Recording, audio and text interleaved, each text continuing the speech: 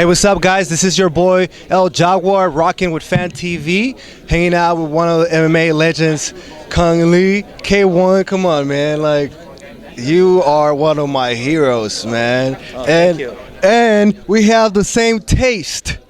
We Arrow, baby. You want one of these shirts? Go to bowinarrow.com right here. Jikundo, man. Anyways, so right now you're doing the movie thing. You're talking about, I've overheard your conversation with Gil. I didn't mean to eavesdrop or anything, But you mentioned your movie. How's everything going? Your movie career. How's everything going on with Tell me what's going on with your movie career right now. Well, my movie career is really taking off. Come November, there's a show on AMC called Into the Badlands, and it stars Daniel Wu. There's a 6th episode for the pilot. It's already being picked up for season 2, and I come in on the final episode, like the finale episode of season 1, and man, things get crazy. You're gonna like my character. You're gonna love Daniel Wu. He smashes it in this whole series, and I come in and I do some smashing my own. Yeah, buddy, that's awesome. Now, let's talk a little bit about the actual event. We have something almost unprecedented in the history of MMA combat sports in general. You have Bellator, you have Glory, and then you have a 4-man tournament, right? They have the Pride ring announcer. Like, this is huge, right? Like, tell me what your opinions of this. What's your take? This is my take. Scott Coker, he's always coming up with like exciting events, and why do you think UFC bought Strikeforce? Because the fighters fought their asses off and they brought it, and the fights were exciting. And now you got Scott Coker's got to evolve with the sports, or you become extinct. So he's taking it old school, new school, combining it, and you got Dynamite. That's right. We're ready. And I'm actually fighting on the card. Yeah. We were talking about the men, right? We were talking just about the men. You invoked his spirit. But he's definitely a great matchmaker. He's giving us some amazing fights, Now,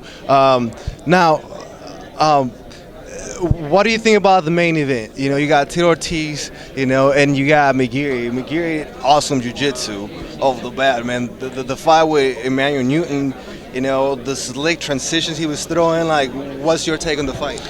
Well, first of all, you got like old school versus new school. It's like this event's like off the hook. I mean, it's got so much going on. Can you keep up? I hope you could, because this is one event you don't want to miss. If you can come here and watch it live, even better. If not, watch it on Spike TV. Sir. Now, I want to ask you also. You've been very outspoken for fighters' rights. As a fighter myself, I could appreciate that. I respect you a lot for it. Because you've paved the way for people like me just with your career, and now you're doing it from the outside as well, and that's very respectable in my eyes. Standing up for the little guys, you know what I mean? So now I want to ask your take, and I gotta bring this up because this is actually one of my teammates. Okay, I'm Scrap Pack all the way. So tell me, what's your take on the whole Nick Diaz fiasco, man? Like, that's horrible. This is what I've been telling everyone else. The Nick Diaz suspension of 5 years, $165,000 fine.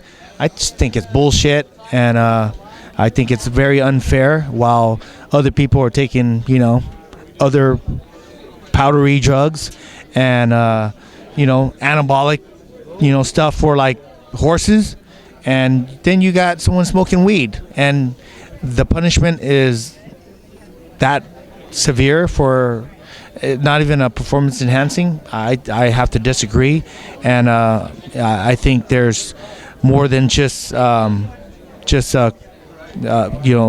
Nevada Athletic Commission. I believe that if UFC wanted to be able to help out, they could, but obviously they're not, because they care more about themselves instead of the fighters, and that's why the fighters need to band together and stand up and make a union and support that, and so people can fight for the fighters, not for them to fight against like a powerhouse like UFC. So that's what I feel. Power to the people, man. Much respect after hearing those words. I always respected you, and just that was some of the realest thing I ever heard. So thank you for everything you've done for the sport, for people like me. Indirectly just touched my life. So And free Nick Diaz, god damn it, fucking Nick Diaz. already, fuck. You already know.